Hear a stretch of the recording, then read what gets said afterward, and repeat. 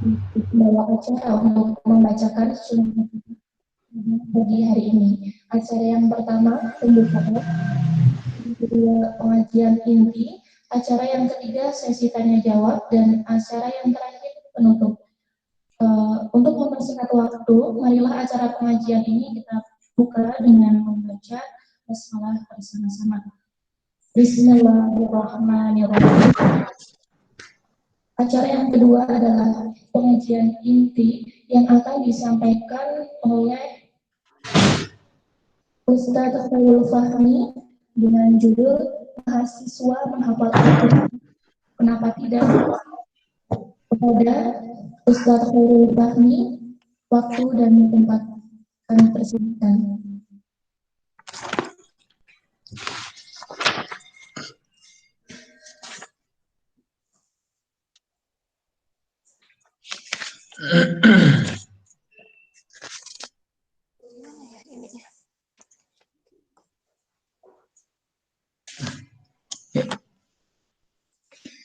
Bismillahirrahmanirrahim. Assalamualaikum warahmatullahi wabarakatuh. Kedengeran jelas ya suaranya ya? Oke. Bismillahirrahmanirrahim. Alhamdulillahirabbil alamin wa bihi nasta'in ala umurid dunya waddin wassalatu wassalamu ala asyrafil anbiya'i wal mursalin sayyidina wa maulana Muhammadin wa ala alihi wa ashabihi ajma'in amma ba'd. Rabbana syrah lana sudurana wa yassir lana umurana wa hlul 'uqdatam min alsinatina yafqahu aqwalana. Allahumma inna nas'aluka ilman nafi'a wa rizqan thayyiba wa amalan mutaqabbala. Teman-teman yang dirahmati Allah Subhanahu wa taala, yang pertama alhamdulillah kita bisa bertemu ya, berada dalam sebuah majelis ilmu pada pagi hari ini. Tentu ini adalah sebuah nikmat yang harus kita syukuri ya, karena kita dikumpulkan dalam kondisi yang baik dan dalam agenda yang baik pula. Semoga dengan syukur tersebut Allah Subhanahu wa taala berkenan untuk memudahkan kita dan memberikan kita taufik agar senantiasa berada dalam kebaikan. Amin ya rabbal alamin. Yang kedua, salawat serta salam marilah kita haturkan kepada suri tauladan kita Nabi Muhammad Shallallahu Alaihi Wasallam. Begitu juga kepada keluarga beliau, para sahabatnya, dan semoga kita semuanya yang hari ini ya berusaha mempelajari Al-Quran, berusaha berinteraksi dengan Al-Quran, mengamalkan Al-Quran, kelak di yaumul akhir bisa menjadi wasilah untuk mendapatkan syafaat dari Rasulullah Shallallahu Alaihi Wasallam. Teman-teman yang dirahmati Allah Subhanahu Wa Taala, sebelum kita mulai materi, jadi saya dipesankan oleh Umi, ya, ada titipan doa dari Ibu Devi, ya. Tahu Ibu Devi kan? Ya, yang wakaf rumahnya ya. Jadi ada titipan doa dari Ibu Devi untuk mendoakan orang tuanya ya. Jadi Bapak Haji Sulistyo dan Ibu Hajah Sin Marsini. Kebetulan ini mereka berdua ya, orang tua dari Ibu Devi ini sedang diuji dengan sakit COVID-19 ya, dan sedang dirawat di rumah sakit. Jadi kan kalau dirawat di rumah sakit itu kan berarti gejalanya cukup berat ya, karena kalau gejalanya ringan-ringan kan tidak perlu dirawat di rumah sakit. Nah, termasuk juga nanti juga kita doakan kepada saudara kita ya, Mbak Liza ya, yang nanti mungkin kalau sudah sembuh juga akan ikut bergabung dengan teman-teman di sana ya. Mbak Liza yang saat ini sedang isolasi mandiri juga di Masjid Aqwa Mukila. Dan ada satu lagi yaitu Mbak Aya. Mbak Aya itu istrinya Mas Wafda ya. Itu juga sedang isolasi mandiri sekeluarga karena sebelumnya Mas Wafda juga demam, tapi alhamdulillah pas dicek rapid antigennya negatif. Tapi kita doakan semuanya semoga yang sakit ya diringankan sakitnya ya. Jadi Bapak Haji Sulistyo dan Ibu Hajah Sin Marsini semoga diringankan sakitnya sehingga bisa pulih, kemudian bisa pulang ke rumah. Kemudian yang sudah di rumah dan sakitnya yang sudah ringan gejalanya semoga bisa segera sembuh dan segera pulih kembali sehingga nanti masa isolasinya bisa digunakan untuk kegiatan-kegiatan produktif yang lebih bermanfaat lagi, tidak terhambat oleh sakitnya. Gitu ya teman-teman ya, kita doakan semoga ini menjadi ikhtiar kita juga, kita berdoa bersama agar kita juga terhindar dari penyakit COVID-19 ini. Ala hadiniyah wa likulli niyatin shalihah. Al-Fatihah. A'udzubillahi minasyaitonirrajim. Bismillahirrahmanirrahim. Alhamdulillahi rabbil alamin arrahmanir rahim maliki yaumiddin iyyaka na'budu wa iyyaka nasta'in ihdinas siratal mustaqim siratal ladzina an'amta 'alaihim ghairil maghdubi 'alaihim waladdallin. Bismillahirrahmanirrahim. Alhamdulillahi rabbil alamin hamdan na'imin hamdash syakirin hamdan yuafi ni'amahu wa yukafi'u mazidah ya rabbana lakal hamd kama yanbaghi li jalali wajhikal karimi wa 'azimi sultanik. Radina billahi rabba wa bil islami dina. Nabi Muhammadin sallallahu alaihi wasallam nabiyya wa rasula. Rabbana zalamna anfusana wa illam taghfir lana wa tarhamna lanakunanna minal khasirin. Rabbana ighfir lana dzunubana wa israfana fi amrina wa tsabbit aqdamana wa ansurna 'alal qaumil kafirin. Allahumma shfi Bapak Sulistyo, Ibu Hajah Sri Marsini, Mbak Aya dan Mbak Liza, isfihim anta syafi la syifaan illa syifauka syifaan la yughadiru saqama. Allahumma syfi Bapak Haji Sulistyo, Ibu Hajah Sirin Marsini, Mbak Aya dan Mbak Liza, isfihim anta syafi la syifaan illa syifauka syifaan la yughadiru saqama. Allahumma syfi Bapak Haji Sulistyo, Ibu Hajah Sirin Marsini, Mbak Aya dan Mbak Liza, isfihim anta syafi la syifaan illa syifauka syifaan la yughadiru saqama. Allahumma akshif anna hadzal bala wal waba wal ghala wal fahsya wal munkar.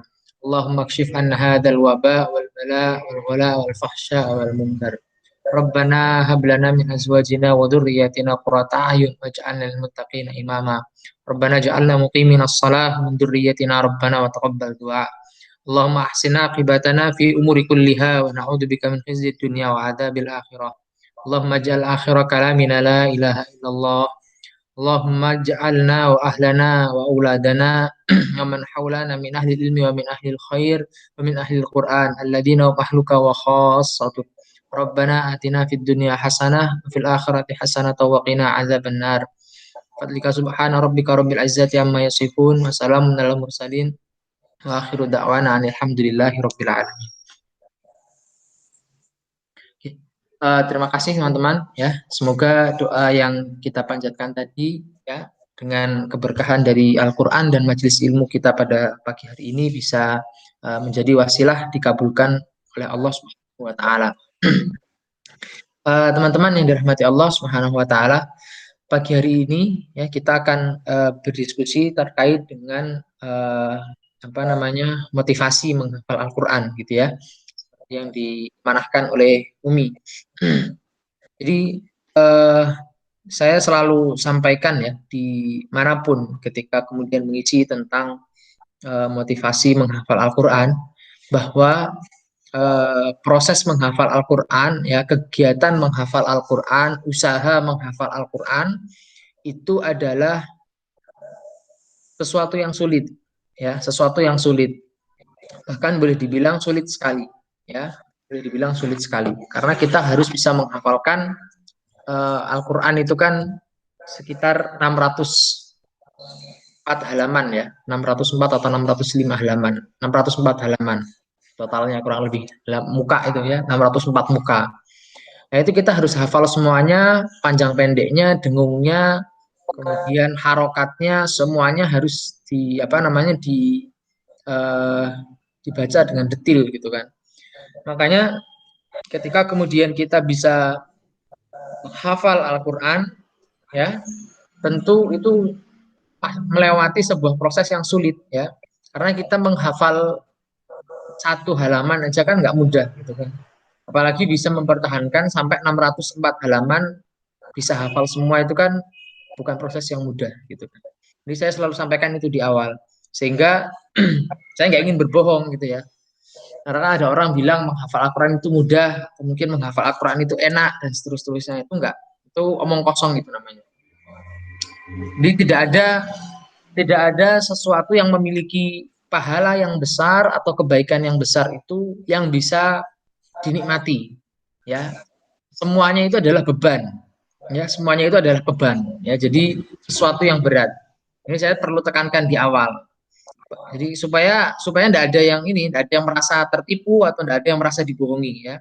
Jadi saya sampaikan di awal bahwa menghafal Al-Quran itu adalah proses yang sulit, ya, yang sulit, yang itu juga menjadi beban. Seperti sholat misalnya, sholat, puasa itu kan istilahnya pembebanan, ya, istilahnya kan taklif kalau dalam agama. Jadi istilahnya pembebanan. Jadi nggak ada orang yang sukarela mau sholat tuh awalnya nggak ada, gitu kan. Nggak ada yang orang secara sukarela mau puasa itu nggak ada, gitu kan. Makanya begitu juga dengan menghafal Al-Quran. Menghafal Al-Quran itu adalah taklif, ya. Jadi pembebanan yang itu adalah sebuah taklif yang berat, ya. Jadi taklif apa namanya yang pembebanan yang berat, yang tidak semua orang bisa melaksanakannya. Karena ya tadi karena berat, jadi nggak semua orang bisa bisa melaksanakannya. Udah berat, capek, bosen, nah itu mesti, ya. Itu adalah menghafal Al-Quran itu seperti itu. Jadi saya perlu tekankan di awal dulu. Itu yang pertama, yang harus kita pahami dulu yang pertama. Yang kedua adalah eh, yang kedua yang perlu kita pahami konsepnya juga adalah bahwa meskipun menghafal Al-Quran itu berat, meskipun menghafal Al-Quran itu membosankan dan itu adalah sebuah pembebanan, gitu kan. Tapi justru disitulah nilai pahalanya itu di situ. Dan justru disitulah menjadi bukti apakah kemudian kita mencintai Al-Quran atau enggak, gitu ya. Karena kalau orang mencintai sesuatu, disuruh apapun, diberikan beban seberat apapun, pasti nggak akan terasa berat. Contoh misalnya, kita suka sama seseorang, ya, kita suka sama seseorang misalnya. Kemudian orang tersebut minta untuk beliin makanan atau mungkin beliin pakaian baru, gitu ya. Ya pasti akan kita belikan dengan senang hati, sukarela. Kalau perlu harus mengeluarkan uang dari tabungan, kita keluarkan dengan sukarela karena kita suka sama dia, kan gitu. Bagaimana misalnya orang tua sama anaknya. Orang tua ketika dia sudah mencintai anaknya, anaknya minta apa aja dituruti. Minta makanan, minta beli jajan, minta belikan mainan, minta jalan-jalan, ya dicarikan uangnya, gitu ya. Mau sekolah, ya dicarikan uangnya, gitu ya. Karena sudah cinta, gitu kan. Nah, maka ketika kemudian kita melakukan, kalau kita tahu ada orang kok sholat kayak nggak capek-capek gitu ya, sholatnya rajin, kemudian puasanya juga rajin, gitu kan. Nah, ya kok kayaknya dia nggak menganggap itu sebagai sebuah beban, gitu kan. Ya berarti disitulah ada cinta yang kemudian membuat dia menganggapnya sebagai kebutuhan, gitu ya. Jadi itu yang membedakan. Makanya tadi saya sampaikan di awal, menghafal Al-Quran itu sulit dan itu adalah sebuah beban yang berat, gitu kan.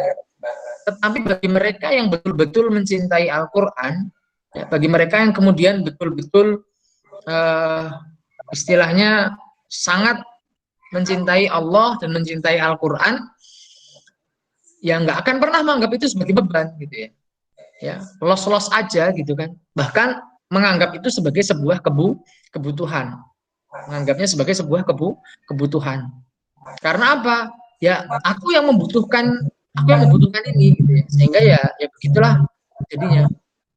Ketika seseorang ingin apa namanya eh, berusaha untuk dekat dengan Al-Quran, berusaha untuk mencintai Al-Quran, ya buktinya itu dengan cara menghafal. Karena dia akan senantiasa bersama Al-Quran, kan gitu. Nah, makanya kalau kita masih merasa berat bersama Al-Quran, masih merasa capek bersama Al-Quran, gitu kan, ketika nanti menghafal ya, atau mungkin masih baca Al-Quran, gitu kan, ya berarti kalau dengan konsep tadi, kita masih eh, dalam tahapan belum cinta dengan Al-Quran. Masih menganggap Al-Quran sebagai beban, gitu ya. Nah, ini konsep yang kedua. Konsep yang ketiga, teman-teman, yang harus kita pahami, setelah terkait dengan cinta tadi, yang ketiga adalah Al-Quran itu adalah pembebanan yang berat. Tetapi ya bagi orang-orang yang sudah mencintai Al-Quran, Ya, bagi orang-orang yang sudah mencintai Al-Qur'an dan bagi orang-orang yang memang serius mempelajari Al-Qur'an, maka Allah Subhanahu wa taala menjanjikan kemudahan bagi mereka. Bagaimana disebutkan dalam Al-Qur'an di surah Al-Qamar, ya. Beberapa kali diulang-ulang di sana. Walaqad yassarnal Qur'ana lidzikri fahal mim muddakir. Ya, jadi dalam surah Al-Qamar Allah Subhanahu wa taala berfirman, walaqad yassarna, dan sungguh kami telah memudahkan Al-Qur'an lidzikri, sebagai peringatan, ya. Sebagai uh, pengingat gitu kan. Fahal mim muddakir, maka adakah di antara kalian yang mengambil pelajaran, kata Allah. Nah, ini menjadi gambaran bahwa ketika misalnya kita melihat orang kok dia nyaman dengan Al-Quran, santai dengan Al-Quran, setiap hari bisa hafal dengan enak gitu kan, ya jangan heran, ya, karena itu berarti menunjukkan betapa besar cintanya dia dengan Al-Quran dan dia dimudahkan oleh Allah Subhanahu wa taala untuk mempelajari Al-Quran. Gitu ya. Karena kalau kita normalnya manusia itu nggak mau dekat dengan Al-Quran, ya, karena itu adalah sebuah pembebanan. Nah, tetapi karena manusia itu punya akal, gitu ya, karena manusia itu punya akal, sehingga dengan akalnya dia tahu bahwa Al-Quran itu adalah pedoman hidupnya dia, maka dia akan berusaha untuk mempelajari, mendekati Al-Quran, karena dia tahu itu kebutuhan dia, gitu kan. Nah, karena kemudian dia tahu Al-Quran itu adalah kebutuhan hidupnya, dia mendekat dengan Al-Quran, awal-awal dia akan merasa berat karena itu dianggap sebagai sebuah pembebanan. Tetapi kalau dia sudah mulai menumbuhkan rasa cinta di dalam hatinya, maka dia akan merasakan ringan-ringan saja, ya. Dan semakin dia mencintai Al-Quran, semakin dia mendekat dengan Al-Quran, maka bagi mereka orang-orang yang suka mengambil pelajaran dari Al-Quran ini, yang suka mengambil Al-Quran, menjadikan Al-Quran sebagai peringatan, sebagai pengingat itu, maka akan Allah berikan yassarnal Quran, ya. Jadi diberikan kemudahan dalam menghafal Al-Quran, ya. Jadi ini yang konsep-konsep yang harus dipahami ketika kemudian kita ingin menghafal Al-Quran. Teman-teman yang dirahmati Allah Subhanahu wa taala, jadi ingat-ingat ya, yang pertama adalah bahwa menghafal Al-Quran itu adalah sebuah pembebanan yang berat. Tapi bagi mereka yang kemudian paham, bagi mereka yang menggunakan akalnya dengan baik, ya, manusia yang menggunakan akalnya dengan benar, maka dia tahu bahwa Al-Quran itu adalah sebuah kebutuhan dan dia harusnya berusaha untuk mendekat dengan Al-Quran supaya dia bisa memahami untuk apa dia diciptakan dalam kehidupan ini dan bagaimana caranya supaya dia bisa hidup dengan benar. Ya, awal-awal ketika dia mendekat dengan Al-Quran pasti dia akan merasakan sebagai beban. Ketika kemudian sudah tumbuh rasa cinta di dalam hatinya terhadap Al-Quran, maka Allah akan memudahkan dia dalam mempelajari dan mengamalkan isi Al-Quran. Ini ya, 3 poin ini yang harus kita pahami ketika kemudian kita ingin menghafal Al-Quran.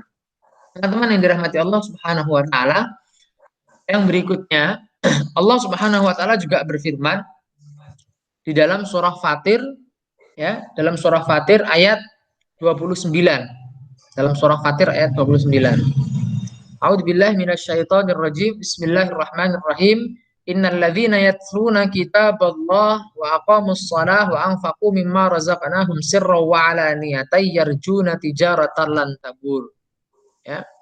Innal ladzina yatluna kitaballah, sesungguhnya orang-orang yang sedang, ya, di situ digunakan fi'il mudhari, ya, kalimat yang sedang berjalan gitu ya, kata kerja yang sedang berjalan.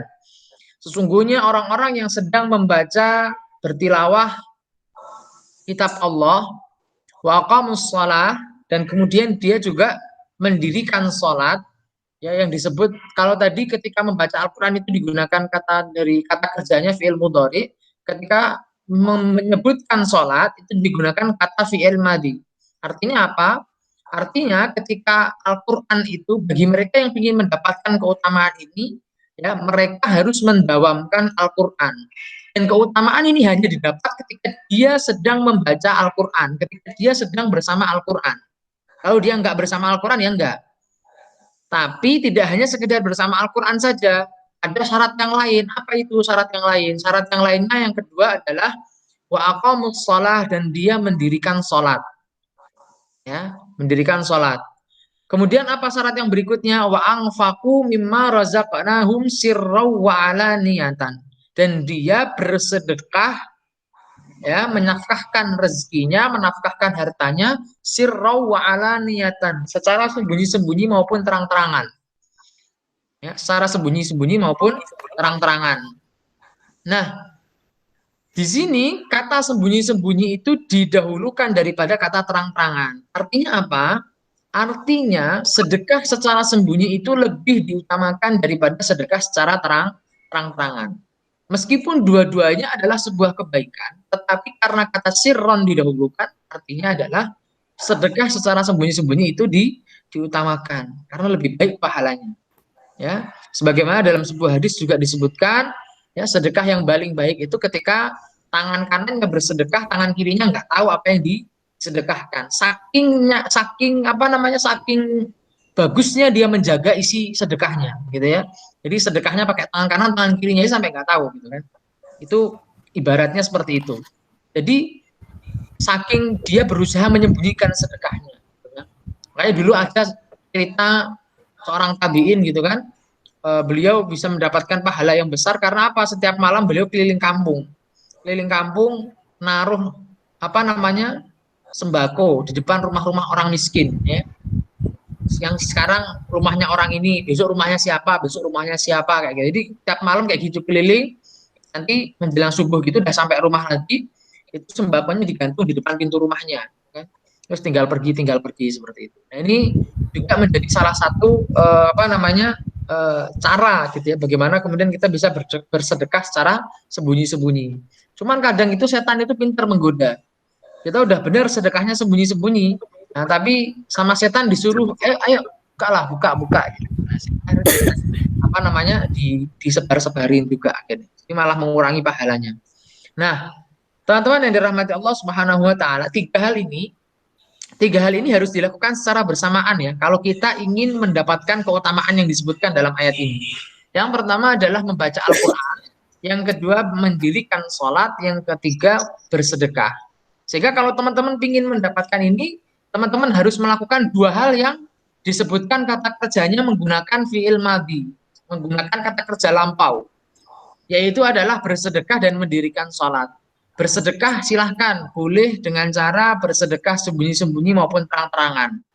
Berapapun uang yang disedekahkan, berapapun harta yang disedekahkan itu nggak menjadi masalah.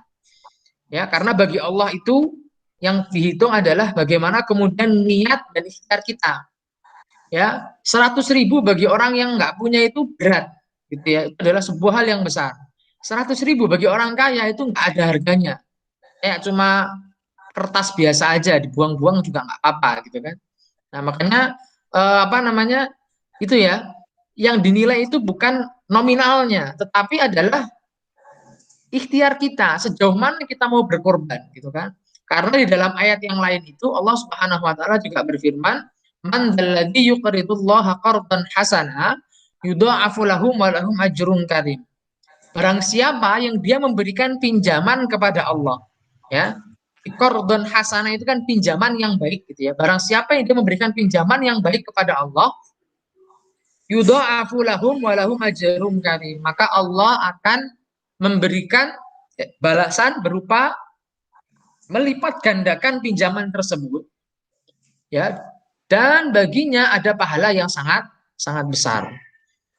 Teman-teman mungkin pernah nyimpan uang di bank barangkali, ya. Kalau kita nyimpan uang di bank itu di bawah 30 juta, di bawah 50 juta itu kita rugi. Ruginya kenapa? Karena kita nggak dapat bunga. Walaupun kita tahu bahwa bunga bank itu kan riba, nggak boleh, gitu kan. Tapi yang saya ingin tekankan bukan di situ. Yang ingin saya tekankan adalah kalau teman-teman nyimpan uang di bank di bawah 50 juta, di bawah 30 juta, bunga banknya itu nggak akan nutup biaya administrasinya. Sehingga teman-teman akan rugi, uangnya akan berkurang, nilainya juga akan turun. Ya, baru dapat untung besar kalau baru dapat untung kalau sudah di atas 50 juta. Karena ada bunganya, bunganya mencukupi untuk biaya administrasi dan untuk menutupi nilai uangnya yang semakin turun. Nah, kalau misalnya nih kita naruh uang di bank 1 miliar itu kan pasti akan untung. Tetapi bunga bank itu nggak besar. Bunga bank itu sebenarnya kecil. Hanya sekitar 5%, hanya sekitar 6% kan gitu ya. Dari 100%. Kan sangat kecil sekali itu. Dan orang sekarang banyak tertarik untuk seperti itu. Menyimpan uang di bank ya, biar dapat bunganya. Padahal itu adalah sebuah bentuk transaksi yang dilarang, ya kan? Itu kan riba. Nah, kenapa tidak kemudian kita pinjamkan ke Allah saja daripada ke bank? Kan gitu. Padahal Allah Subhanahu wa taala sudah berfirman, "Man dalladzi yuqridullaha qardan hasana." Kata Allah, barang siapa yang meminjamkan kepada Allah pinjaman yang baik, yudha'afu lahum. Allah itu kalau sudah melipat gandakan itu semaunya Allah mau berapa banyak. Contoh yang paling ringan ya, kita baca Al-Qur'an, saja itu kata Rasulullah Shallallahu alaihi wasallam, falahu asyra hasanatin. Maka baginya adalah 10 kebaikan dalam satu hurufnya. Aku lu alif lam mim itu satu huruf, bukan alif lam mim itu satu huruf, tapi alif satu huruf, lam satu huruf, mim satu huruf. Ya, ini Allah. Ya, ini yang ringan ya, yang ringan. Allah melipat gandakan sesuatu yang ringan, yang paling kecil itu 10 kali lipat. Ibarat bunga bank, kita nabung 1 miliar, dilipat gandakan bisa jadi 10 miliar. Ya. Jadi rugi sebenarnya orang yang nabung di bank itu. Rugi orang yang nabung di bank. Mungkin nabung itu sama Allah. Kasihkan ke orang-orang yang membutuhkan, maka insya Allah Allah akan memberikan balasan yang baik bagi kita. Ya. Dan ini pemahaman ini, ya, kalau bagi orang-orang yang nggak meyakini itu pasti akan sangat berat sekali. Tetapi bagi mereka yang tahu tentang ini, ya, memahami betul, yakin betul bahwa Allah itu akan memberikan balasan yang terbaik, lipat ganda yang besar, ya, yakin aja, yakin aja. Boleh nggak kita bersedekah dengan niat supaya dapat balasan yang berlipat ganda? Oh, boleh banget, boleh banget. Karena memang itu dijanjikan sama Allah. Dan teman-teman yang harus dipahami adalah balasan yang berlipat ganda itu bukan berarti dalam bentuk uang, nggak mesti dalam bentuk uang. Bisa jadi tiba-tiba teman-teman dapat beasiswa untuk kuliah. Bisa jadi teman-teman dapat kemudahan misalnya terhindar dari penyakit. Di saat orang-orang yang lain misalnya sekarang banyak yang terkena penyakit COVID, teman-teman terhindar nggak kena sakit sama sekali.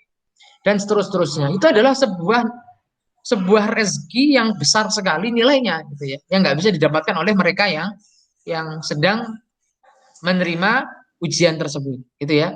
Nah, ini kalau kita memberikan pinjaman kepada Allah. Nah, teman-teman yang dirahmati Allah Subhanahu wa taala, maka kalau teman-teman ingin mendapatkan keutamaan yang ini tadi yang disebutkan dalam surah Fatir ayat 29 ini, yang pertama tadi bersedekah dengan cara seperti tadi, nominalnya terserah silahkan, sesuai dengan ikhtiar teman-teman, kemampuan teman-teman. Yang kedua, mendirikan sholat. Teman-teman, mendirikan sholat itu tidak sekedar kemudian kita melaksanakan sholat. Ya, kalau teman-teman melaksanakan sholat, tapi sholatnya nggak khusyuk, sholatnya semaunya sendiri, asal yang penting rukunnya terpenuhi, selesai, ya, entah itu cepat atau lambat, silahkan, bebas, itu namanya ada yu'addi, ya, jadi ada ada itu sholat, ya, jadi ada as-sholah, ya, jadi melaksanakan sholat, bukan aqamus sholat, bukan aqamus sholat, ya, karena ada itu nanti jatuhnya itu hanya menggugurkan kewajiban. Teman-teman ingin melaksanakan sholat duhur, selesai sholat duhur ya sudah selesai. Teman-teman ingin melaksanakan sholat sunnah rawatib, ya sudah selesai, dapat pahala. Tetapi tidak mendapatkan keutamaan di samping pahalanya, tidak mendapatkan tambahan pahalanya, itu nggak dapat. Ya. Maka yang disebut dengan mendirikan sholat adalah orang yang dia itu sholatnya khusyuk. Yang pertama, tandanya sholatnya khusyuk. Yang kedua adalah sholatnya itu betul-betul memberikan manfaat buat dia. Ya, sebagaimana kata Imam Ghazali, tanda seseorang itu sholatnya diterima atau enggak, kata Imam Ghazali, adalah ketika kemudian sholat tersebut mampu mencegah seseorang dari perbuatan keji dan mungkar. Dari sholat satu ke sholat berikutnya. Ya, sehingga tanda bahwa sholat subuh kita diterima tadi adalah kita dijaga oleh Allah dari sholat subuh ini sampai nanti waktu sholat sampai waktu sholat duha dari perbuatan keji dan mungkar. Tanda bahwa sholat duha kita diterima adalah ketika kemudian dari waktu sholat duha sampai waktu sholat duhur kita itu dijaga oleh Allah dari perbuatan keji dan mungkar. Ya, seterusnya begitu juga antara sholat duhur sampai sholat asyar. Kenapa? Karena inna sholata tanha anil fahsya'i wal munkar. Sholat yang benar itu sholat yang mampu mencegah seseorang dari perbuatan keji dan mungkar. Nah, inilah yang disebut dengan orang yang aqamus sholat, yang mendirikan sholat. Bisa dipahami ya? Nah, jadi dua hal ini menjadi syarat pertama. Baru yang ketiga, kalau kita ingin setelah dua hal itu kita lakukan, baru kita lakukan yang ketiga. Karena yang ketiga ini akan kita dapatkan tepat ketika kita melakukan. Kalau yang dua tadi, itu kan sebagai syaratnya. Sebelum kita melakukan, kita harus lakukan ini dulu. Karena digunakan kata kerja lampau. Artinya, kalau kamu ingin mendapatkan ini, kamu kerjakan itu dulu, baru kamu dapat, gitu kan. Karena kan kata kerja lampau. Wa aqamus shalah wa anfaqu mimma razaqnahum. Tetapi yang ketiga ini yang pertama disebutkan di sini adalah menggunakan kata kerja fi'il mudhari, yaitu kata kerja sekarang. Artinya, begitu dua hal yang tadi sudah kita kerjakan, kemudian kita mengerjakan yang ketiga ini, langsung kita dapatkan. Kalau kita kerjakan yang pertama dulu, membaca Al-Quran, baru sholat, baru ini, nggak bisa. Kenapa? Karena membaca Al-Qurannya sudah dilakukan. Harusnya dua hal yang pertama dulu, yang sudah dikerjakan, baru yang sedang dilakukan. Ketika kemudian kita melakukan dua hal ini, baru kemudian kita membaca Al-Quran, bertilawah dengan Al-Quran, maka keutamaannya adalah kata Allah Subhanahu wa taala, yarjuna tijaratan lan tabur. Sungguh mereka itu sedang mengharapkan perdagangan yang tidak pernah merugi. Ya, perdagangan yang tidak pernah merugi.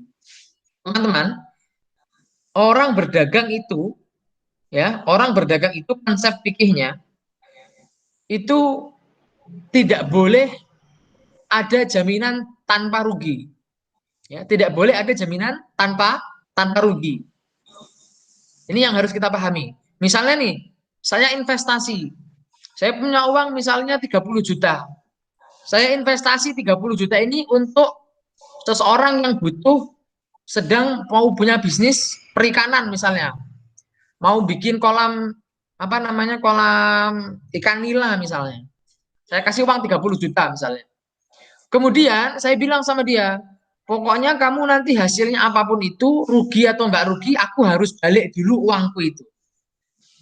Ya, uang 30 juta itu harus balik dalam 6 bulan, baru kemudian nanti aku minta keuntungannya. Kalau kamu rugi ya berarti uangmu buat aku. Ya, jadi paham ya kayak gitu ya. Yang seperti ini tidak boleh, transaksi seperti itu tidak boleh. Kenapa? Karena konsep dalam ilmu fikihnya itu adalah ketika kemudian kita berinvestasi, mendapatkan keuntungan itu adalah ganti rugi dari kita bersedia menanggung kerugian. Paham ya maksudnya ya? Karena aku punya uang 30 juta, tak investasikan, dengan 30 juta itu kalau nanti rugi aku bersedia untuk nanggung juga. Jadi nggak mau kerugian kita tanggung bersama. Gitu ya. Jadi aku mau menanggung rugi sehingga ketika kemudian nanti ada keuntungan, aku juga dapat keuntungan. Nggak boleh kemudian kita hanya ingin untung saja tapi nggak mau rugi, itu nggak boleh. Transaksi seperti itu batal transaksinya. Itu transaksi yang dilarang. Jadi di antara transaksi muamalah di antara manusia itu nggak boleh ada transaksi yang nggak ada ruginya. Hanya mau untungnya saja itu nggak boleh. Harus dua-duanya. Kalau mau untung ya harus mau rugi gitu ya. Jadi itu syukur kalau untung, kalau rugi ya harus tanggung bareng-bareng kan gitu. Nah, tapi di Al-Qur'an kalau kita transaksinya sama Allah, Allah itu ya kalau kita melakukan hal yang tadi itu, Allah itu sudah memastikan yarjuna tijaratan lan tabur. Mereka sedang berharap perdagangan yang tidak merugi. Kenapa kok bisa nggak rugi? Ya, nanti dijawab Allah di ayat yang berikutnya, di ayat yang ke-30. Liwafiyahum ujurahum. Karena Allah akan membalas pahala-pahala mereka dengan kebaikan yang lain. Ya. Kita lakukan apa tadi? Berinfak, sholat, kemudian tepat ketika kita membaca Al-Quran, maka keberkahannya akan turun berlipat ganda. Ya, keberkahannya akan turun berlipat ganda. Nah, dan itu semuanya akan dibalas oleh Allah Subhanahu wa taala, pahala-pahalanya itu ya dibalas berlipat ganda secara apa dibalas langsung oleh Allah ya, yuwafiyahum ujurahum. Tetapi tidak hanya Allah balas apa yang dia lakukan saja. Jadi tidak hanya Allah membalas, kenapa kok kemudian nggak pernah rugi itu? Karena Allah tidak hanya membalas pahala 3 amal tadi. Tidak hanya membalas pahala mendirikan sholat, membayar zakat, dan membaca Al-Quran. Tetapi Allah juga membalas dengan cara wa yazidahum min fadli. Allah akan menambah keutamaan yang berlipat ganda dari sisinya. Makanya nggak pernah rugi, gitu ya, nggak pernah rugi. Seperti tadi misalnya baca Al-Quran itu normalnya kita baca satu ayat, satu huruf, pahalanya 10 kebaikan. Kita nabung 1 juta, dibalikin 10 juta. Senilai itu.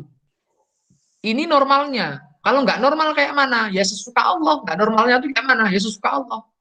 Ya, bisa 100 kali lipat, bisa 200 kali lipat, bisa 700 kali lipat seperti pahala sedekah, bisa 1 juta, ya terserah Allah.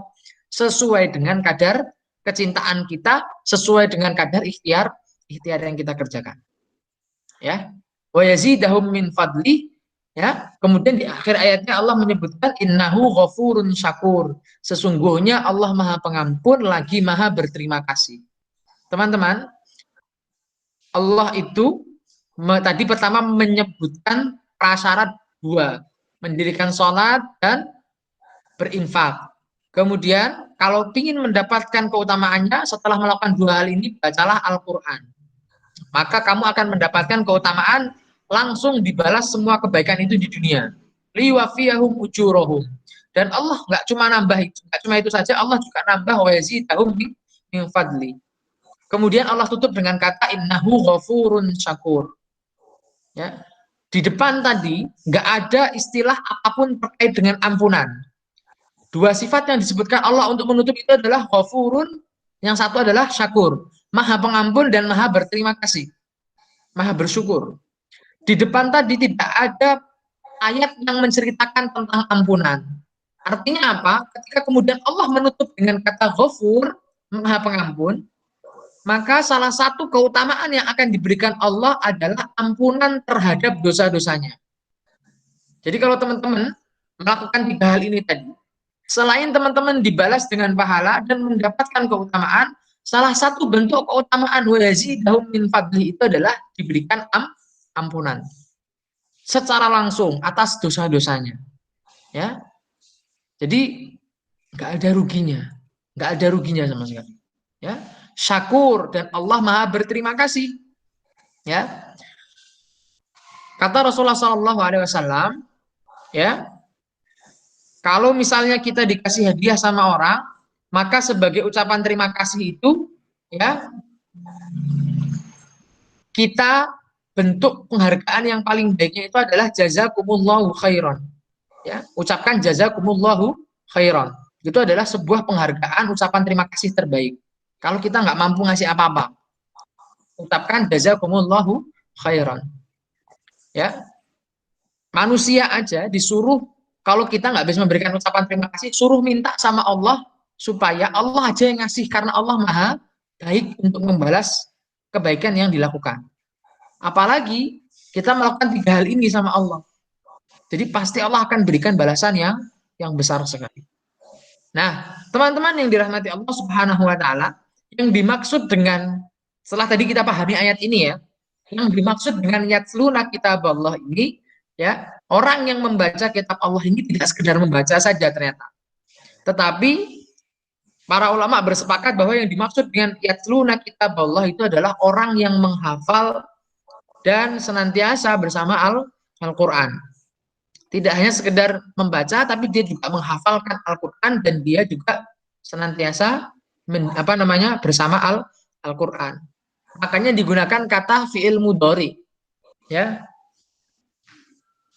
Digunakan kata fi'il mudhari. Karena apa? Yang dua ini bisa segera selesai. Mendirikan sholat bisa segera selesai, menafkahkan rezeki bisa segera selesai. Tapi kalau membaca Al-Quran yang nggak selesai-selesai, yang bisa terus-terusan, yang bisa dilakukan terus-menerus, itu adalah membaca Al-Quran yang diulang-ulang. Ya, artinya apa? Tidak ada orang yang membaca Al-Quran berulang-ulang selain mereka yang sedang menghafal Al-Quran. Tidak ada orang yang senantiasa membaca Al-Quran diulang-ulang selain mereka yang sedang berusaha untuk berinteraksi dengan Al-Quran dan berusaha menjadi ahlul Quran. Nah, paham ya? Jadi kalau teman-teman ingin menghafal Al-Quran, jangan lupa urusan sholatnya dijaga, sholat sunnah, sholat wajibnya dijaga. Jangan lupa bersedekah, ya, supaya apa? Mendapatkan semua kebaikan yang tadi disebutkan itu. Teman-teman yang dirahmati Allah Subhanahu Wa Taala, terakhir, keutamaan apa saja sih yang kemudian akan didapat? Yang pertama, karena tadi yang pertama adalah liwafiyahum ujurahum wa yazidahum min fadlih, maka keutamaan pertama yang kita dapatkan adalah menghafal Al-Quran itu enak. Enaknya dalam arti apa? Dia nggak perlu banyak berdoa, nggak perlu banyak berzikir. Ya, kenapa? Karena sebaik-baik zikir adalah Al-Quran. Jadi nggak perlu penghafal Al-Quran itu zikir pagi dan sore, itu nggak perlu. Ya, nah ini ya, nggak perlu zikir pagi dan sore, itu nggak perlu. Cukup gantikan dengan baris Al-Quran. Hafalkan Al-Quran setiap pagi, sore, siang, malam, semuanya. Itu sudah cukup untuk menjaga sebagai tameng dari keburukan-keburukan yang akan datang dan menjadi sumber keberkahan dari semua kebaikan. Ya, saya dulu dipesankan begitu sama kiai saya di pondok. Kalau kamu sedang menghafal Al-Quran itu, nggak perlu daki-daki banyak zikir, banyak doa, itu nggak perlu. Ya, nggak perlu daki-daki, itu nggak perlu. Udah hafalkan Al-Quran saja, baca Al-Quran terus-menerus. Itu sudah cukup untuk menghilangkan dari bala, menghilangkan dari gangguan-gangguan. Ya, ini radikalnya begitu ya. Ya, radikalnya begitu. Tapi memang begitu kenyataannya, ya. Karena sebaik-baik zikrullah itu Al-Quran. Keutamaan kalamullah, ya. Firman Allah, keutamaan Al-Quran dibanding dibanding perkataan manusia, kalamun nas, itu seperti keutamaan Allah dengan makhluknya. Jadi kalau teman-teman membandingkan Al-Quran membandingkan Al-Quran dengan zikir, nggak banding, nggak masuk, tetap bagusan Al-Quran. Sekarang gini, zikir itu perkataan siapa zikir? Zikir itu kan perkataan manusia, yang membuat adalah manusia, kecuali memang zikir yang kemudian dari Al-Quran, kan gitu. Tapi kalau zikir yang dicontohkan oleh Rasulullah SAW sekalipun, itu kan dari lisan manusia. Padahal Al-Quran yang kita baca itu adalah siapa? Firman Allah. Ya, langsung dari Allah. Makanya tidak ada yang lebih utama sekalipun itu zikir daripada Al-Quran. Makanya orang yang menghafal Al-Quran itu nggak perlu daki-daki, ya, nggak perlu aneh-aneh, nggak perlu. Nggak perlu kemudian banyak zikir, nggak perlu. Cukup habiskan waktumu dengan Al-Quran. Ya, makanya saya juga nggak pernah zikir pagi sore, itu jarang sekali. Paling kalau pas di aki saja. Serius, nggak pernah. Kenapa ya? Karena sudah ngaji aja setiap pagi ya murojaah 1 juz, nanti sore ya murojaah lagi gitu ya. Ngulang-ngulang terus. Karena ya itulah zikirnya penghafal Al-Quran, itu Al-Quran, bukan baca zikirnya, ya Al-Qurannya itu yang dibaca. Dan tidak sekedar dibaca kalau bisa.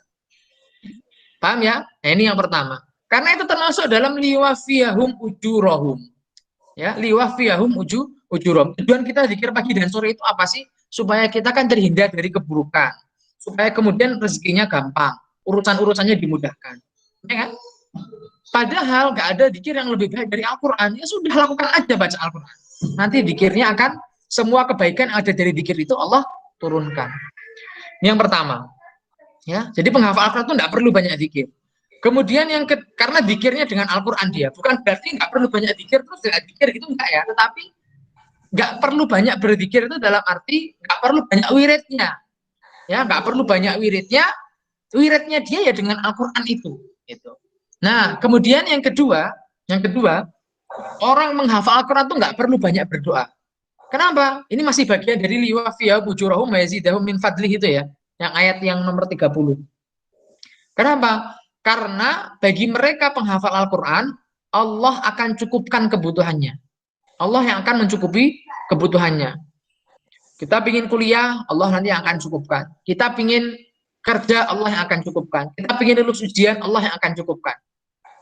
Ya, ada sebuah cerita di Arab Saudi sana ada seorang syekh namanya Syekh Abdullah bin Jarullah. Ya, Syekh Abdullah bin Jarullah. Beliau salah seorang mukri, ya, salah seorang qari. Hari ini masih hidup beliau. Dan ini kisah nyata. Karena beliau ini juga seorang dokter. Selain beliau seorang ahlul Quran, beliau juga seorang dokter. Nah, beliau ini ketika masih kuliah kedokteran, beliau nggak menghafal Al-Qur'annya kapan? Beliau menghafal Al-Qur'annya ketika sedang kuliah kedokteran. Ya, beliau menghafal Al-Qur'annya ketika sedang kuliah kedokteran. Jadi kalau teman-teman mungkin merasa, wah kayaknya nggak masuk akal Mas Ian dan seterusnya. Nah, ini lihat contohnya, Syekh Abdullah bin Jarullah. Beliau sebagai seorang mahasiswa kedokteran, beliau menghafalkan Al-Qur'an. Jadi setiap malam pada maghrib dan pada subuh, ya, setiap malam pada maghrib sampai larut malam dan pada subuh sampai sekitar syuruk gitu ya, jam 6, jam 7 gitu, beliau mengaji dengan syekhnya, Syekh Hudayfi, ya, yang salah seorang imam Masjidil Haram juga. Jadi murotalnya juga ada ya, Syekh Hudayfi. Nah, beliau ini mengaji dengan syekhnya setiap hari. Sampailah beliau cerita, ketika itu kami memasuki tahun terakhir di kedokteran.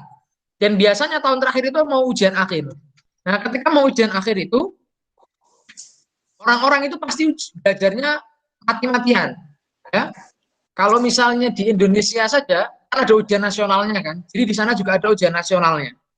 Harus ke ibu kota kalau di sana. Kalau di sini mungkin ketika itu ya masih harus ke ibu kota. Kalau kita bisa di tempat masing-masing, tapi dikumpulkan di kampus gitu kan.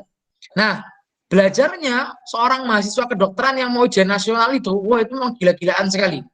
Ada yang teman saya itu mereka pergi ke kafe, tapi nggak beli apa-apa, cuma beli minum satu atau mungkin beli makan satu gitu. Dia tinggal di kafe itu dari pagi, mulai kafenya buka sampai kafenya tutup. Ya, demi apa? Demi dia bisa belajar dengan tenang. Ada yang kayak gitu. Ada yang dia pergi ke perpustakaan dari pagi sampai sore, sampai malam. Nanti sore pulang ke rumah mandi, malamnya belajar lagi sampai malam lagi. Terus kemudian pagi nanti istirahat, besok kayak gitu lagi diulangi terus. Sampai kapan? Sampai ujian. Ya. Jadi seperti itu. Dan itu kenyataan. Teman-teman saya dulu juga banyak yang seperti itu. Ya, hampir rata-rata semuanya seperti itu. Maniak belajar. Karena memang kebanyakan dokter seperti itu ya. Mereka belajarnya memang gila-gilaan. Nah, Syekh Abdullah bin Jarullah ini itu juga diajak begitu sama teman-temannya, ya, diajak belajar model seperti itu, pagi sampai sore sampai malam, besok pagi lagi sampai sore sampai malam. Kenapa? Karena supaya bisa belajar kelompok bareng-bareng, dan memang harus begitu karena kalau sendirian mesti ngantuk, mesti banyak distraksinya, dan kalau ada yang nggak paham, nggak bisa nanya kemana, nggak bisa diskusi. Nah, teman-teman saya dulu juga begitu, banyak yang kemudian belajar bareng dan seterusnya. Nah, Syekh Abdullah bin Jarullah ini juga sama, ditawari sama temannya untuk belajar bareng, tapi dengan cara seperti itu. Dengan cara belajarnya kayak gitu. Lalu beliau bilang apa? Beliau bilang begini, oh saya tidak mau kalau kayak gitu caranya. Masa belajar dari pagi sampai siang sampai malam, besok paginya kayak gitu lagi, saya tidak mau. Gitu kan. Lah kamu kenapa kok nggak mau gitu? Karena setiap malam saya harus ngaji. Setiap malam saya harus ngaji. Dan paginya saya akan ngaji lagi, baru kemudian saya butuh waktu istirahat sebentar, baru kemudian saya bisa belajar. Ya sudah, kalau kamu memang begitu, ya silahkan. Tapi nanti kalau ketinggalan, kalau nanti nggak lulus, ya jangan salahkan kami. Gitu. Lalu apa yang disampaikan sama Syekh Abdullah bin Jarullah, beliau bilang, oh iya nggak apa-apa, boleh. Kayak gitu aja, saya ngajinya, saya belajarnya gitu aja. Nanti saya ikut kalian pagi sampai siang, pagi sampai sore, nanti sore saya istirahat sejenak, kemudian malamnya saya mengaji lagi seperti biasa, pagi saya mengaji lagi, istirahat sejenak, kemudian nanti ikut belajar kalian lagi. Kayak gitu ya. kalaupun nanti, beliau menambahkan, kalaupun nanti saya belajar dengan cara seperti itu, kemudian saya tidak lulus, saya tetap bahagia. Karena saya tidak meninggalkan Al-Quran untuk belajar. Paham ya? Saya tidak meninggalkan Al-Quran untuk belajar. Yang pertama. Yang kedua, beliau bilang gini, tetapi saya yakin saya pasti akan lulus. Karena Al-Quran itu kalau kita dekati tidak mungkin membawa kita kepada keburukan, pasti membawa kepada kesuksesan. Nah, ini beliau punya keyakinan seperti ini. Karena apa ya? Beliau sudah mengalami berkali-kali seorang ahlul Quran itu begitu. Dia yakin betul kalau Al-Quran itu semakin didekati semakin membawa kepada kesuksesan. Maka kemudian beliau akhirnya belajar dengan cara seperti itu. Pagi bareng sama teman-temannya, sore nanti istirahat sejenak, malam ngaji lagi. Kemudian paginya nanti ngaji, habis ngaji nanti ikut teman-temannya lagi. Terus begitu sampai hari ujian tiba. Menjelang hari ujian beliau pamit sama syekhnya. Ya Syekh, mohon izin besok tidak bisa hadir. Karena besok saya harus ujian nasional kedokteran 2 hari. Jadi saya izin besok tidak ngaji, nanti setelah itu saya ngaji lagi, langsung ke sini lagi. Jadi nggak perlu nunggu waktu lama, nggak perlu izin 2 hari, terus nanti molor berapa hari, baru masuk lagi, nggak kayak gitu. 2 hari ya sudah, habis 2 hari saya nanti datang ke sini lagi, saya ngaji lagi. Karena apa ya, dia cinta dengan Al-Quran, dia ingin ngaji kok gitu kan. Sudah kayak gitu, kemudian beliau bilang sama syekhnya begitu, syekhnya balas, oh ya sudah, aku aja, semoga nanti dimudahkan, dapat hasil yang terbaik, sukses gitu kan. Ya sama-sama saya mohon doanya gitu kan. Sudah berangkatlah dia ke Riyadh, ibu kota Arab Saudi, ikut ujian di sana. 2 hari kemudian sesuai dengan yang disampaikan, sudah pulang, sudah ngaji seperti biasa. Dan lihat, orang yang menghafal Al-Quran itu pikirannya tidak disibukkan. Gak perlu banyak berdoa, ya Allah minta supaya diluluskan ujiannya. Gak perlu diminta seperti itu. Ya. Habis ujian, ya sudah ngaji lagi kayak biasanya. Pikirannya itu nggak mikir nanti ujianku lulus nggak ya, kemarin mengerjakan ujian gagal atau nggak, susah atau nggak perlu mikir kayak gitu. Terus dilupakan, ya fokus ngaji lagi, fokus menghafal lagi. Dan yang dilakukan seperti itu. Sampailah suatu ketika pengumuman hasil ujian itu keluar, dia nggak mikiri itu karena dia nggak tahu, sudah nggak memikirkan hasil ujiannya, lulus atau nggak lulus ya wis terserah Allah. Dia ditelepon sama temennya, Abdullah, pengumuman hasil ujian kemarin sudah keluar. Kamu tahu nggak hasil pengumuman ujiannya kayak mana gitu? Sudah keluar ya? Alhamdulillah gitu. Gimana kabarnya? Kamu lulus nggak gitu? Qadarullah aku nggak lulus. Temennya yang ngajak belajar itu bilang begitu. Dan dari universitas kita yang ikut ujian itu nggak ada yang lulus kecuali 1 orang. Dan 1 orang itu adalah kamu. Ya, 1 orang itu adalah Syekh Abdullah bin Darullah itu. Ya. Nah ini menjadi gambaran bagaimana kemudian tadi orang yang menghafal Al-Quran, orang yang dekat dengan Al-Quran itu nggak perlu daki-daki belajar, nggak perlu daki-daki berdoa, nggak perlu daki-daki susah-susah. Ya, syaratnya apa? Dia betul-betul serius dengan Al-Quran. Syaratnya harus betul-betul serius. Ya, fokus dengan Al-Quran. Kenapa? Al-Quran itu keutamaannya dengan manusia, dengan perkataan manusia, dengan semua doa-doa, dengan semua ikhtiar-ikhtiar kita, nggak ada bandingannya. Karena itu lebih mulia. Jadi nggak perlu daki-daki, ya, nggak perlu daki-daki. Dan teman-teman kalau masih nggak percaya, dulu ketika saya ujian kedokteran saya juga mirip-mirip sama Syekh Abdullah bin Jarullah ini, ya. Jadi saya juga nggak perlu usaha harus pagi sampai malam belajar, nggak. Karena saya juga harus masih ngajar di rumah tahfidz. Jadi habis maghrib sampai isya ngajar di rumah tahfidz, habis isya juga ngajar, kadang di sini, kadang di Aquamukila juga. Saya belajar cuma dari pagi sampai siang. Itu pun masih harus nyambi ngomong anak-anak.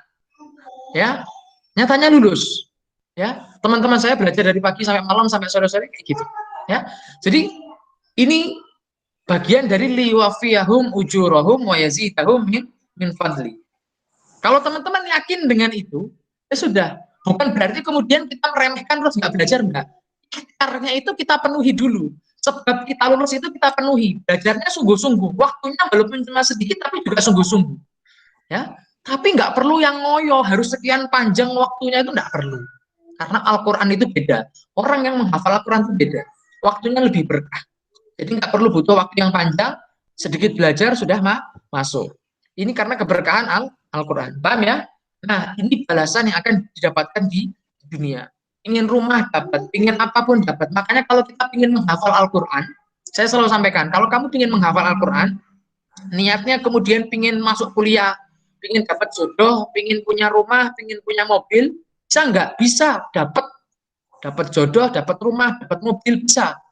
Tapi itu bagi Allah itu kecil. Bagi Allah itu kecil. Kalau Allah ingin ngasih itu udah dikasih jor-joran. Semuanya bisa dikasih tiba-tiba. Tapi kan masalahnya Allah itu kan tahu kebutuhan kita yang paling baik kapan.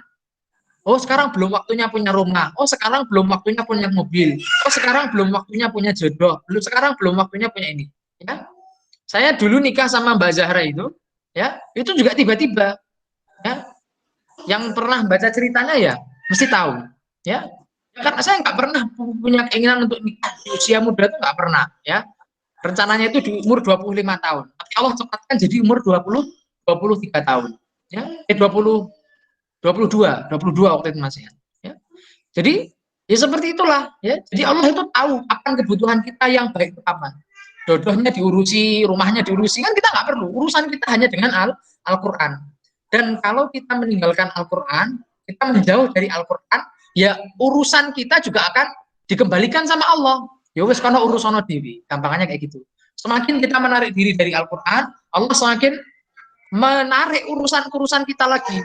Jadi ya sudah, yang awalnya harusnya kehidupan kita diurusi, ya sama Allah nggak diurusi.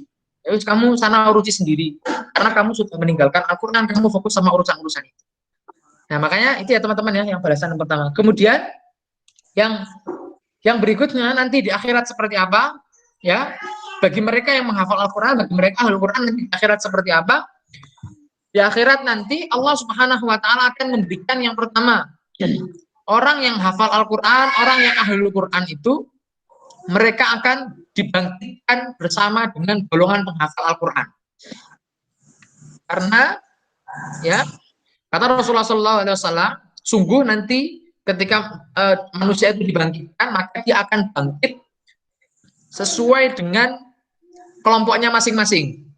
Yang gayanya maksiat, ya dia bangkit bersama orang-orang ahli maksiat. Orang-orang yang ahlul Quran, dia bangkit bersama orang-orang ahlul Quran. Orang-orang yang munafik, dia gabung bareng sama orang-orang yang munafik.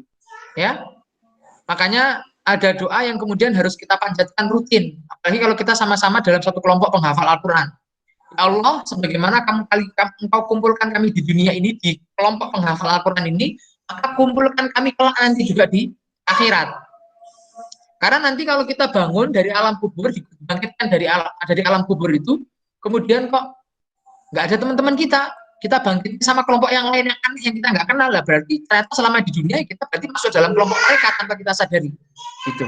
Paham ya? Naudzubillah. Jadi kalau bisa kita nanti semoga bisa kumpul bersama-sama, bangkit dalam satu kelompok yang sama, yaitu kelompok penghafal Al-Quran. Nah, teman-teman yang dirahmati Allah Subhanahu wa Ta'ala, ini yang pertama. Kemudian yang kedua, setelah dikumpulkan bersama kelompok penghafal Al-Quran, mereka ini punya jalur khusus. Jadi nggak masuk ke jalur banyak orang, jalurnya VIP. Ya, lewat jalur khusus, ya, pintunya khusus, ya, pintunya juga khusus. Kemudian begitu di depan pintu gerbangnya, nanti ada satu malaikat yang mendatangi mereka, kemudian meminta mereka untuk membaca.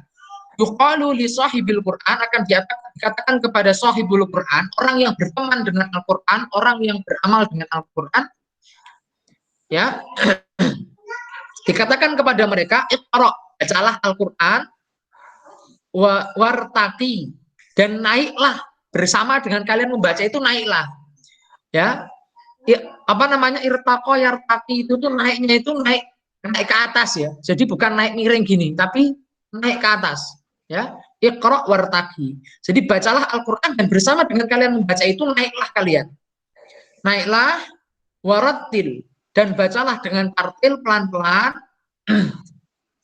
ya. Karena kata Rasulullah SAW itu menyebutkan perkataan malaikatnya ya Rasulullah ya. Karena kedudukan akhir di surgamu itu adalah akhir ayat yang engkau baca. Akhir di surgamu, tempat surgamu nanti berada itu adalah ayat terakhir yang engkau baca. Makanya nanti orang ahlul Quran itu kumpul semuanya di depan pintu gerbangnya. Sebelum masuk, kemudian nanti sambil masuk mereka sambil baca Al-Quran bareng-bareng.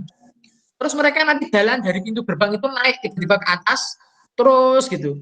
Yang selesai sampai juz 1 ya berhenti di lantai 1. Yang selesai sampai juz 2 ya berhenti di lantai 2. Selesai sampai juz 4 ya berhenti di juz 4 gitu ya. Sampai nanti orang yang ahlul Quran, yang hafal Al-Quran, itu dia akan berhenti di lantai paling atas. Sehingga nanti ada orang yang dia itu menyesal. Menyesalnya kenapa? Menyesalnya karena ya Allah kok dulu cuma sampai surga nomor segini saja. Kok dulu nggak tak maksimalkan sampai selesai. Gitu ya. Masuk surga dia tapi nyesel karena cuma surganya tengah-tengah, nggak sampai yang paling tinggi gitu ya. Nah, makanya ini menjadi apa namanya? Gambaran bagaimana kemudian memang orang yang menghafal Al-Qur'an itu balasannya besar sekali. Dan tidak hanya di dunia, tidak hanya di akhirat saja tapi juga di dunia. Karena apa? Karena menghafal Al-Qur'an itu adalah perkara yang berat. Menjaga hafal Al-Qur'an itu juga perkara yang berat. Sehingga sesuatu yang berat untuk dikerjakan itu pasti balasannya besar. Jadi kalau teman-teman ingin mendapatkan balasan yang besar, ya ambillah yang berat ini, tetapi jangan dianggap sebagai beban, penuhi dengan kecintaan dan keyakinan bahwa itu adalah kebutuhan kita, sehingga kita menganggapnya sebagai kebutuhan kita dan kita melakukannya dengan sukarela, sebagaimana seperti kita makan, sebagaimana kita minum, sebagaimana kita tidur. Nggak ada orang yang menganggap tidur itu sebagai beban. Nggak ada orang yang menganggap makan itu sebagai beban. Karena kita menganggapnya sebagai kebutuhan. Dan jadikan Al-Quran itu selayaknya itu. Sehingga kemudian semoga kita bisa menjadi ahlul Quran dan bisa mendapatkan berbagai keutamaan baik di dunia maupun di akhirat. Jadi ya teman-teman ya, semoga yang sedikit ini bisa menjadi pengingat untuk kita, bisa menjadi tambahan motivasi bagi kita agar lebih serius untuk beramal ya, beribadah dan hidup bersama Al-Qur'an. Mungkin itu aku qauli hadza wa astaghfirullah li wa lakum. Astagfiru minkum. Assalamualaikum warahmatullahi wabarakatuh. Warahmatullahi wabarakatuh. Demikian tadi kajian dari Ustaz Fahmi, sangat keren sekali ya teman-teman, apalagi dijelaskan secara gamblang seperti itu.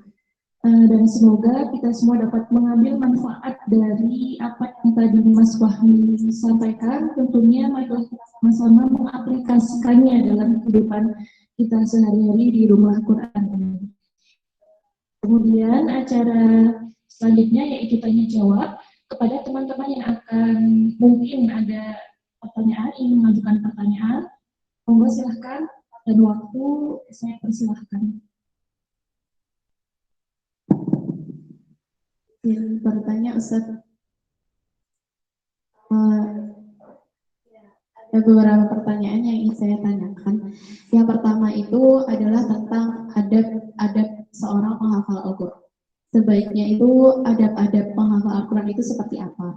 Terus yang kedua adalah Ustaz kan dulu juga menghafal ketika mahasiswa ya. Nah itu mungkin bisa diceritakan pengalaman Ustaz ketika menghafal Al-Quran saat mahasiswa. Seperti itu mungkin Ustaz. Jazakumullah khair. Terima kasih pertanyaannya, Retno. Jadi yang pertama ya terkait dengan adab-adab penghafal Al-Quran ya. Jadi adab penghafal Al-Quran itu ya nggak bisa dibahas dalam singkat gitu ya, karena ada kitabnya sendiri. Kitab yang paling singkat itu namanya kan Kitab At-Tibyan fi Adabi Hamalatil Quran, yaitu karangannya Imam An-Nawawi. Itu kitab ringkasan adab-adab penghafal Al-Quran. Nah, teman-teman kalau tertarik mungkin nanti bisa mungkin mengadakan kajian sendiri gitu ya di sana terkait dengan adab-adab penghafal Al-Quran. Nah, jadi ada penghafal Al-Quran ini diantaranya ya secara ringkas saya yang singkatnya adalah bagaimana kemudian kita beradab selayaknya Al-Quran. Ya seperti sebenarnya nggak jauh berbeda dengan adab-adab yang biasa diceritakan dalam kitab Ta'limul Muta'alim ya, adab-adab sebagai seorang pelajar. Ya, yang pertama mengikhlaskan niat misalnya kepada Allah Subhanahu wa taala, kemudian memperbaiki kondisi diri. Artinya gini, kalau teman-teman ingin Al-Qur'an itu kan sesuatu yang baik ya. Al-Qur'an itu sesuatu yang mulia. Jadi kalau kita mendekati Al-Qur'an dengan cara yang nggak baik, artinya kita tidak memperbaiki diri kita dulu, ya berat gitu ya, pasti akan terasa berat gitu kan. Jadi kalau ingin mendekat dengan Al-Quran ya, tutur katanya dijaga, kemudian perilakunya dijaga, apa yang masuk ke mulut itu juga dijaga, apa yang masuk ke telinga itu juga dijaga. Jadi makanan harus dipastikan halal. Kemudian musik-musik kayak gitu tuh yang melalaikan itu juga dihindari ya. Apa yang masuk lewat mata itu juga dijaga gitu kan. Jadi nggak boleh melihat sesuatu yang tidak seharusnya, dan kemudian apa namanya, segala sesuatu yang masuk ataupun yang keluar dalam tubuh kita itu harus baik gitu ya. Karena Al-Quran itu sesuatu yang mulia. Jadi kalau kita tidak dekati dengan cara yang baik, ya pasti akan nggak match, nggak masuk gitu ya. Pasti akan merasa beban pasti ya. Jadi kurang lebih gambarannya seperti itu. Bahkan dalam kitab At-Tibyan itu Imam Nawawi mengatakan uh, apa namanya, seharusnya Al-Quran itu dikumpulkan dalam apa namanya, kondisi sebaik-baik hamba gitu ya, dalam arti apa, dia adalah orang yang paling baik akhlaknya, orang yang paling baik profesinya, orang yang paling apa namanya, baik kedudukannya, orang yang paling baik pokoknya lah semuanya. Makanya Al-Quran itu diturunkannya kan ke dunia itu kan lewat antara Nabi Muhammad SAW, karena beliau adalah orang yang paling baik nasabnya, paling baik akhlaknya, dan juga paling baik apa namanya, pekerjaannya, gitu kan, pedagang, ya kan, pedagang yang jujur, ya. Makanya harusnya begitu. Jadi kalau kita ingin kurang lebih gambaran adabnya itu seperti itu, singkatnya seperti itu. Jadi kalau kita ingin mendekati dengan Al-Quran ya, pertama perbaiki diri kita, ikhlaskan niat, kemudian perbaiki diri kita. Yang ketiga, perhatikan adab ketika bersama Al-Quran. Misalnya apa namanya, harus apa ini, dalam kondisi suci ya, harus dalam kondisi suci, kemudian menggunakan pakaian yang menutup aurat gitu kan, memakai parfum kalau perlu ya, kemudian mengaji itu dalam kondisi hati yang senang, jadi nggak yang pas gerusa-gerusu ya, habis capek gitu terus baru ngaji, ya nggak kayak gitu ya. Ngaji itu dalam kondisi yang seger, jadi maksimal nanti yang masuk ilmunya gitu ya, hafalannya juga maksimal gitu. Makanya waktu mengaji yang paling baik itu kan kalau nggak sebelum subuh, nggak ada subuh ya, nggak ada maghrib kan, karena kan waktunya sudah habis mandi seger gitu kan, jadi bisa fresh ya. Nah kurang lebih kayak gitu terkait dengan adabnya. Nanti lebih lengkapnya mungkin bisa ada kajian khusus terkait dengan adab-adab penghafal Al-Quran. Kemudian yang berikutnya, sebenarnya kalau misalnya pertanyaan kedua ya, saya itu menghafalnya bukan ketika mahasiswa sebenarnya. Saya hafal Al-Quran itu ketika masih SD, ya. Ketika masih SD, waktu itu mondok di pondok pesantren tahfidz ya. Jadi waktu masih SD saya hafal Al-Quran, dan ya sudah beberapa kali lupa. Dalam arti sudah beberapa kali itu hilang, gitu kan. Sampai lupa hampir semuanya juga pernah gitu ya. Jadi SD kelas 1 waktu itu ngafal, kemudian kelas 3 selesai, kelas 4 wisuda tahfidz, kelas 6 sempat hilang. Kemudian di pondok ya, itu ngulang-ulang lagi, lancarkan lagi sampai bisa lancar kembali. Kemudian masuk SMA, masuk Manisan Siddiqiyah waktu itu sempat hilang juga. Kemudian kita ulang-ulang lagi selama mahasiswa, alhamdulillah bisa lancar lagi ya. Jadi penghafal Al-Quran itu nggak berhenti ketika dia selesai hafal Al-Quran, harus terus dijaga terus, harus terus diulang-ulang terus sampai kapan ya, sampai akhir hayat. Dan sebenarnya kesibukan atau beban sebagai penghafal Al-Quran itu sama dimanapun dan kapanpun, baik mereka yang sudah selesai menghafal maupun yang baru menghafal. Kalau baru menghafal mereka harus menghafal atau murojaah, ya kan. Tapi murojaahnya nggak banyak, biasanya murojaahnya paling cuma 3 halaman, cuma 5 halaman. Tapi kalau orang yang sudah hafal Al-Quran, itu murojaahnya sehari harus 1 juz minimal, ya, harus 1 juz minimal. Sehingga sebenarnya beban hafalannya itu sebenarnya kurang lebih sama. Yang penting bagaimana kemudian kita membagi waktunya.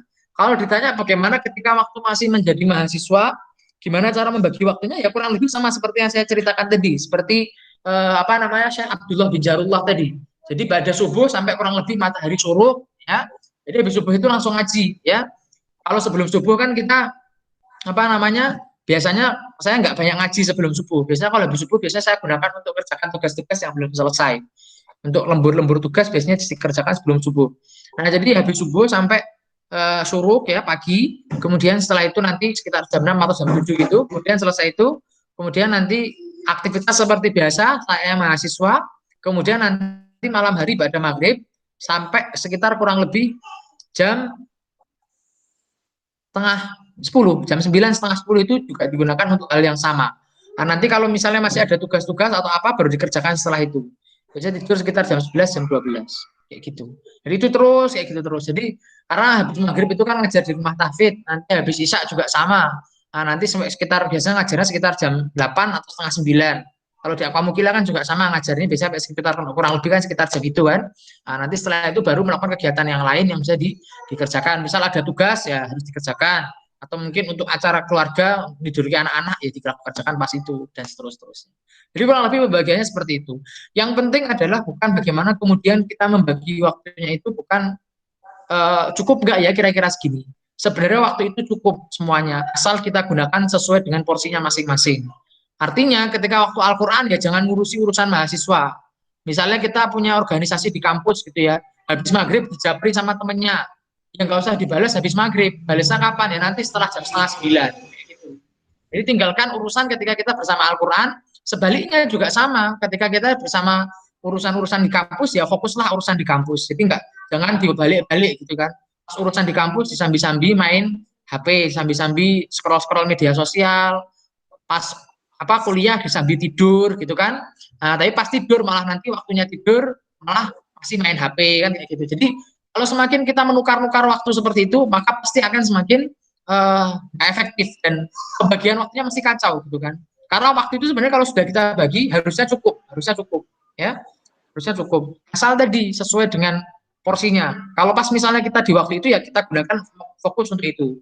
Jangan mau diganggu dengan hal-hal yang lain gitu ya. Apalagi soal Al-Quran gitu ya. Ketika kita waktu bersama Al-Quran kemudian kalau kita ganggu dengan urusan yang lain, ya itu kan berarti adab kita dengan Al-Quran masih nggak bagus gitu kan. Karena Al-Quran itu kalamullah, keutamaannya dibanding makhluknya, dibanding semua urusan-urusan di dunia ini nggak ada bandingannya. Tetap lebih mulia Al-Quran. Gitu ya mungkin untuk jawabannya. Semoga bermanfaat.